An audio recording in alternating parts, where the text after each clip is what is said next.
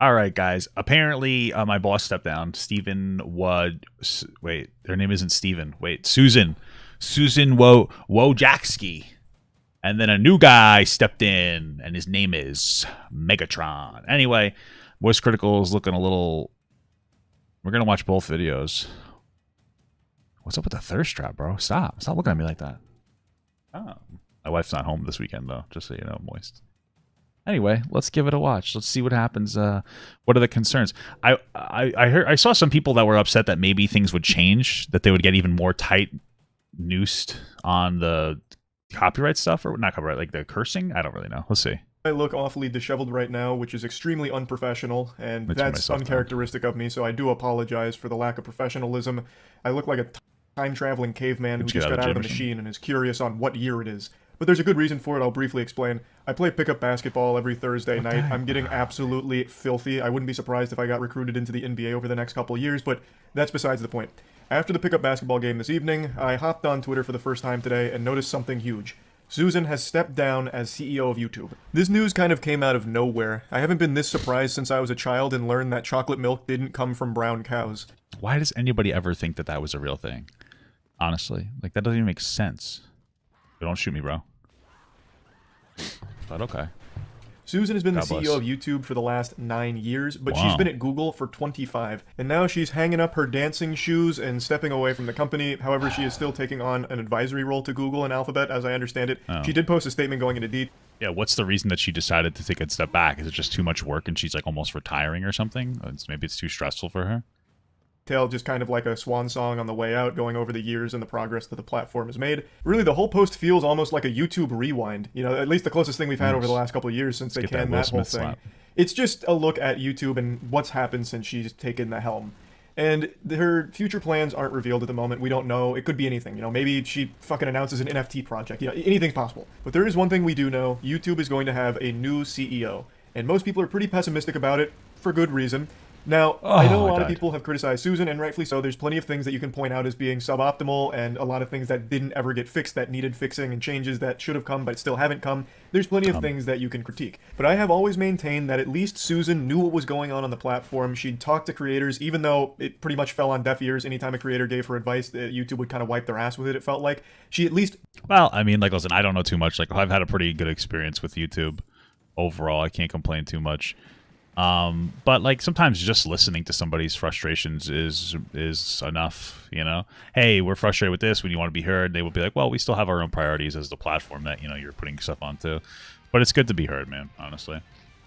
Talk to them. She'd sit down and talk to some creators. She would post about YouTube frequently on Twitter. She seemed proud of the platform and would actively talk about YouTube, which is more than you could say about a lot of tech CEOs in the business. And the example I always use is Twitch, with our beloved Emmett Shear. I'm convinced this guy doesn't even know he's the CEO of Twitch. He seems genuinely embarrassed to even be associated with it. When you go to his Twitter bio, it's the last thing there, and he kind of downplays his involvement by just saying he's working on Twitch. The guy is literally the CEO of the platform, but I don't think you could find a single tweet he's made about Twitch. And he's never really made any appearances on Twitch. He doesn't talk about it or anything at all. I've only ever actually seen him one time to confirm he's a human being, and it was on a stream where he seemed kind of out of it, like he was either drunk or on Xanax, and he just didn't have any clue what he was talking about when he was mentioning the platform. I'd place a wager that Emmett couldn't name a single streamer on Twitch right now. So at least Susan seemed to know what was going on the platform and actively engaged with it, even though she didn't really fix a lot of shit, and even though there was a lot of mismanagement, like at the very highest level,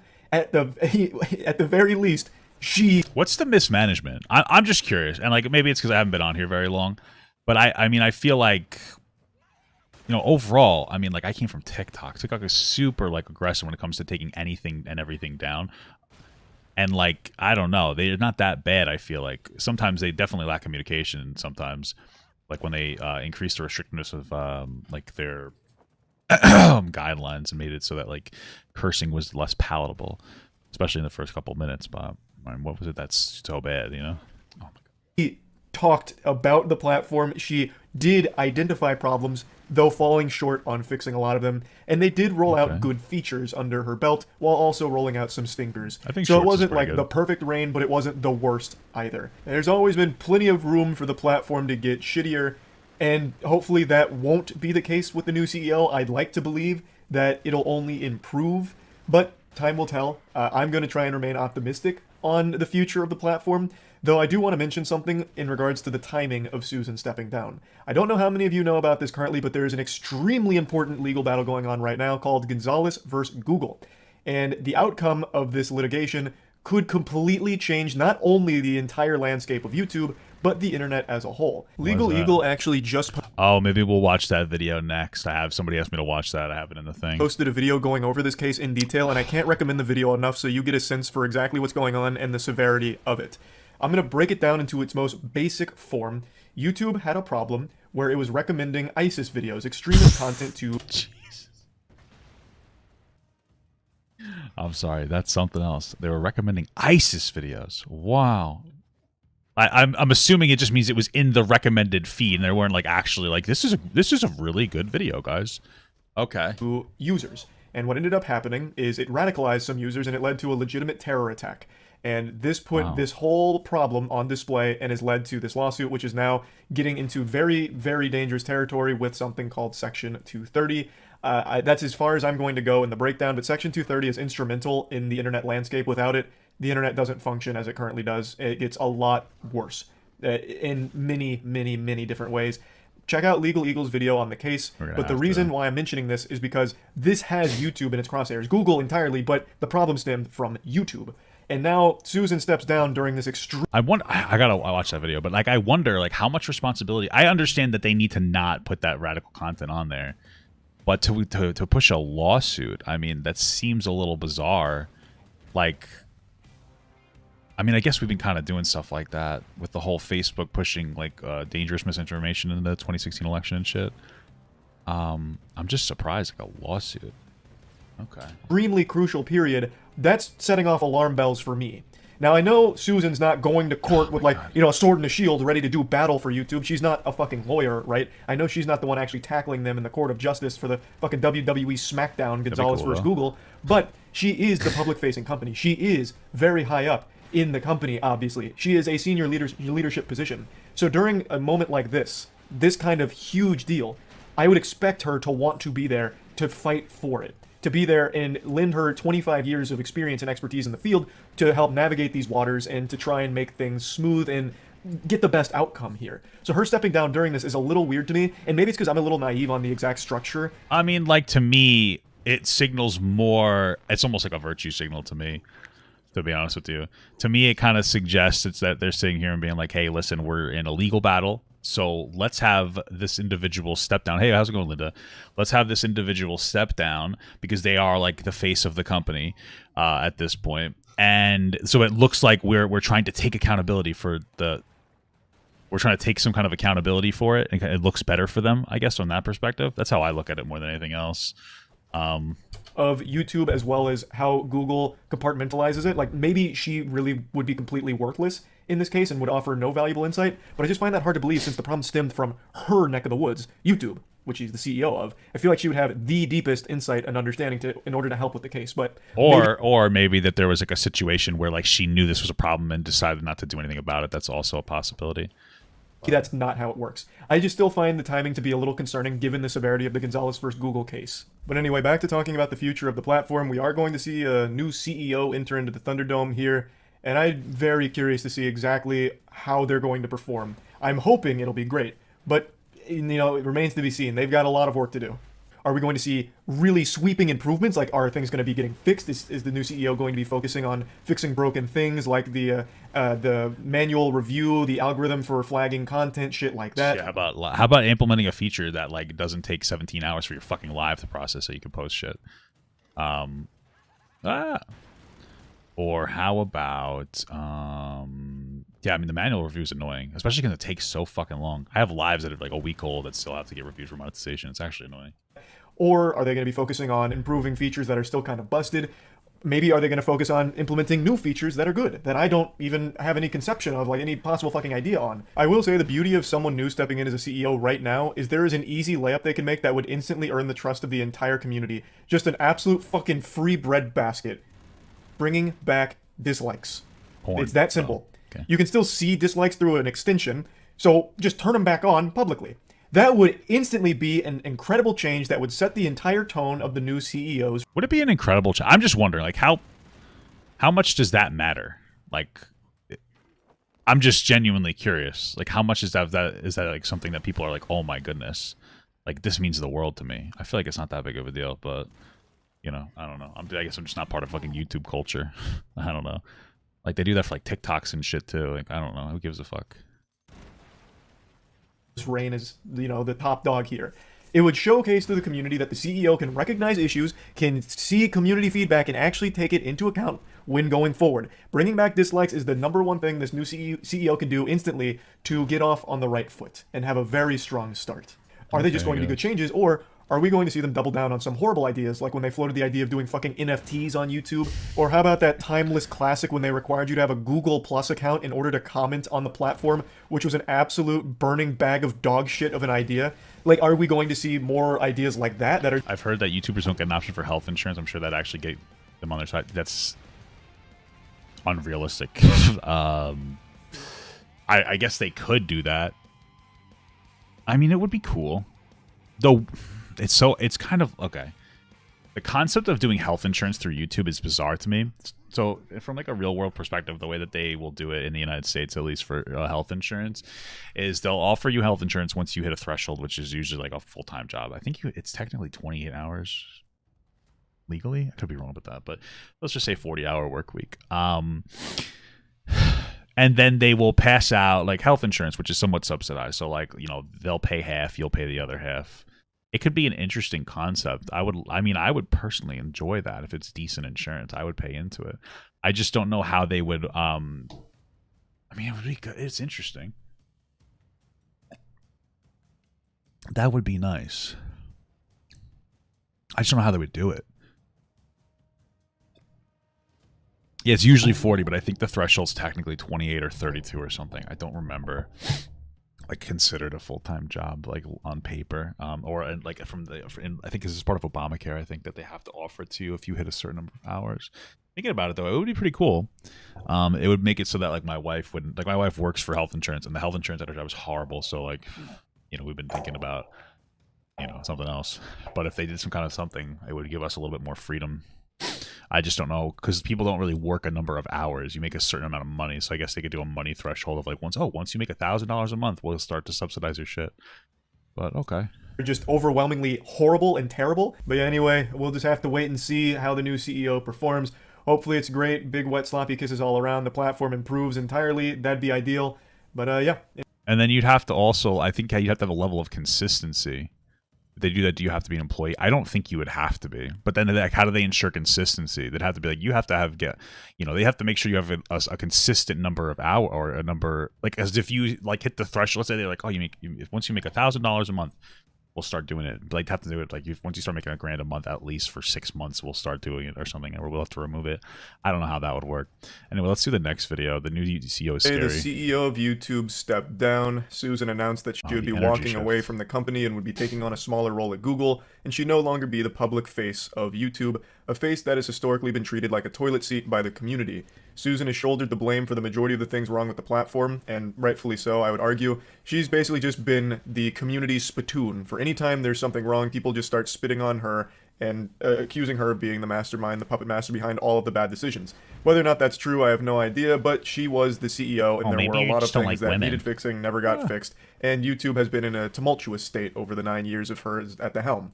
However, this led a lot of people to believe that with Susan stepping down, things would magically improve. A lot of people were pessimistic, but then over the course of the night, I noticed a lot more people being like, this is great, the platform's gonna be saved, holy shit, now we can... I don't know, man. From my life experience, let me just tell you something. When you get to a certain age, new news, like, you know, different isn't good anymore, okay? When you're a kid, different is like the status quo. Everything's different. New, a different grade every year, a different teacher, different friends, different this, different that, all these new and different experiences that you're having. When you get old, man, every time, I don't know, most of the time I feel like when something different happens, it's not a good thing. You know, back in the day, it's like, oh, a new teacher. And now it's like, oh, I got a new mark on my body. Oh, I got a new fucking pain. Oh, I got a new, not good anymore. I would prefer, you know, the same garbage I'm used to than new garbage. You know what I mean? Because half the time you get somebody that's not great. But Okay. Have fucking Captain Underpants come in here and bring about the golden age, or, this and that. Because Susan's no longer there, I mean, she's going to have to be replaced by somebody great, was the perception a lot of people started to adopt. However, in the wise words of Jedi Master Qui-Gon Jinn, there's always a shittier fish. It was announced who the new CEO would be, and over the course of the night, people started to look into them. The new CEO is Neil Mohan, and Neil Mohan was previously the CPO of YouTube, the Chief Product Officer, and people found out that Neil Mohan was actually the one responsible for that huge push YouTube tried to make into the Web3 crypto NFT space. Is that the only thing that people have a problem with? Because I feel like, I mean, I don't care about cryptocurrency, but it makes sense to consider jumping onto trends like that. So I would understand why they did it, or he proposed it. But that's why you have an infrastructure of like different people. They're like, okay, I have this idea. Okay, well, we have like a team of 30 people who will see if that idea will work. I mean, that's how these ideas are supposed to work out, But okay. In 2022, this goofball proudly posted YouTube's most embarrassing update. It was a look at what's coming for the year, but what was really standing out to most people at the time was this ham-fisting of Web3, blockchain, and NFT shit. So Web3 opens up new opportunities for creators. We believe new technologies like blockchain and NFTs can allow creators to build deeper relationships with their fans. Spoken like a true asshole who owns 2 Bored Apes and thinks he's going to own the planet. Together, they'll be able to collab. Genuinely, what's the problem with that? Like, what would be the problem with introducing NFTs into the system? Like, genuinely curious. Like, who cares? On new projects and make money in ways not previously possible. For example, giving a verifiable way for fans to own unique videos, photos, art, and even experiences from their favorite creators could be a compelling prospect for creators and their audiences. So basically, just trying his best to justify an inclusion of Web3 crypto NFT shit. I'm going to tell you right now. You know what he could do? Bring back Flash. Am I right, guys? Whatever happened to Flash? You know what I mean? Like the Flash browser stuff? Because, like, I don't know who would be responsible for that, but I was upset when they got rid of the Flash stuff because there's a lot of Flash porn. And it's like, now I can't look at it anymore. So, whoever deals with that needs to handle this situation, I think. Now, NFT is one of the yuckiest words in the human language right now. It is an acronym that elicits more pain than CBT, cock and ball torture. Incredible. It's painful, and it's synonymous with scams. And this was during a time where NFT crypto scams were still rampant. It's not like this was before the huge wave of bad actors came in and ruined NFTs. No, NFTs have been a scam for quite some time, even during this time. Are they? My understanding of NFT, and I'm not super educated, is that it's just a fucking picture that somebody owns. Right? Like, oh, you own 3 pieces of dynamite. This motherfucker's alive. So you own like a...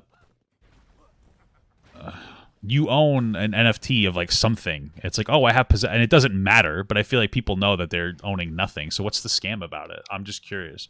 I know people have scammed through it, but that's more of an infrastructure issue, no? Than anything else. So, whatever. That Neil tried to push it to YouTube. So there was huge pushback, and I guess somewhere along the pipeline, some team decided to slap this idea down, because we got lucky enough to not have it come to YouTube. But now that NFT Neil's at the helm here, the one at the top of the food chain calling the shots, who's to say he won't dust off this little poop nugget here that's an absolutely atrocious idea?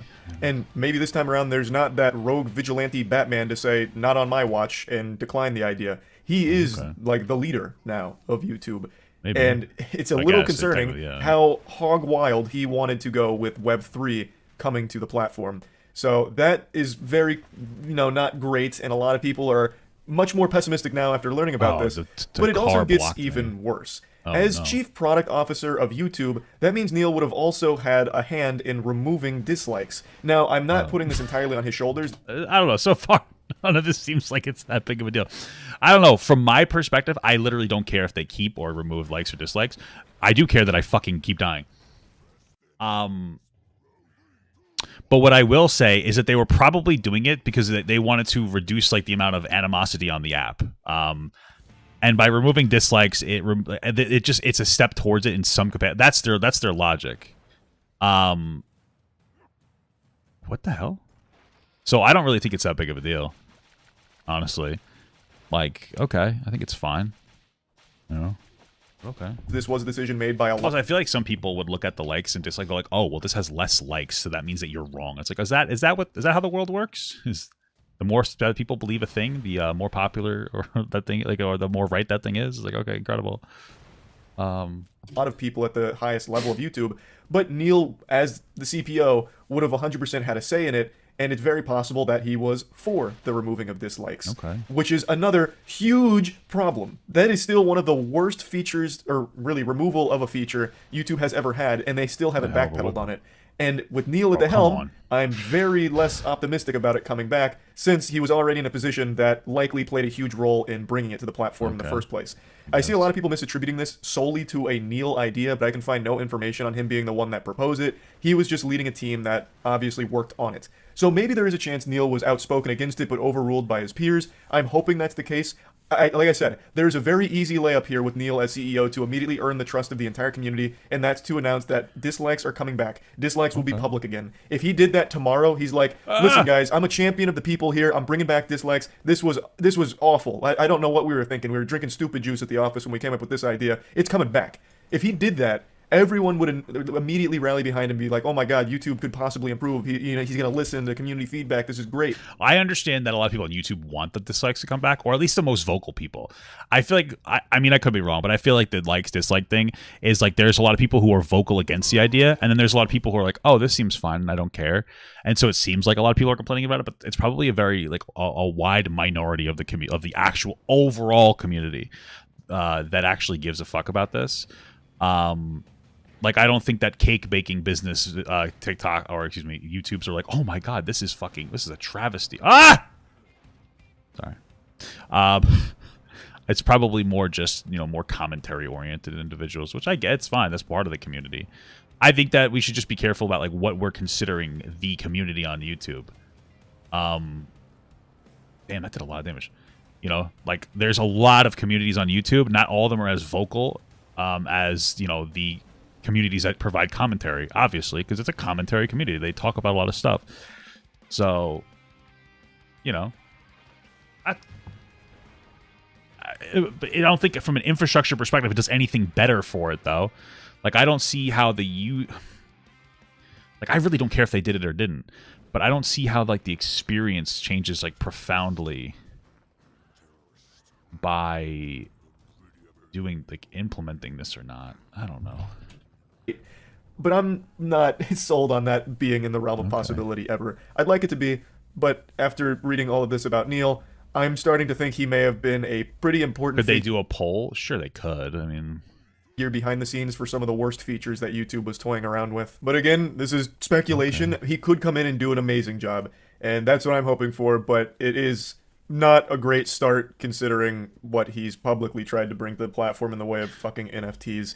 Like that, the fact that he proudly posted about NFTs coming to YouTube and him wanting to be the one to spearhead the operation, that's just such a bad look off rip. Like that, you couldn't have started your reign as CEO in a worse way. It would have been better if his fucking nudes leaked. Like that's so much worse as being the guy trying to bring NFTs to the platform. Oh my god. But again, it remains to be seen. He could come in here and knock it out of the park. Really fix up YouTube, really bring it to a better spot. Hopefully that'll be the case. I'm going to try not to focus too much on his past and instead look more at his future here as YouTube CEO. So yeah, anyway, just wanted to talk about this just a little bit. That's about it. So yeah. Yesterday, the CEO... So yeah, okay. I don't think it's that big of a deal. But, yeah, I don't think it's that big of a deal, to be honest with you. I don't think that this guy's that bad of a guy just because he wanted to do NFTs, which is like a trend, and because he was part of the decision-making process of getting rid of whatever it's called, the likes, dislikes. I don't really think it had. I don't think it really hurt anything getting, like, realistically, fart my balls. Realistically speaking, what does it hurt getting rid of the likes and dislikes, or the dislikes rather? Like, what does it do that's so bad? I wonder. It's people's perspective. I don't really see a negative to it, but okay. I guess interesting stuff. We'll see how it plays out. I want Papa Gut to pee on my face, but just as a friend. There's nothing weird about that. I want him to pee on my face.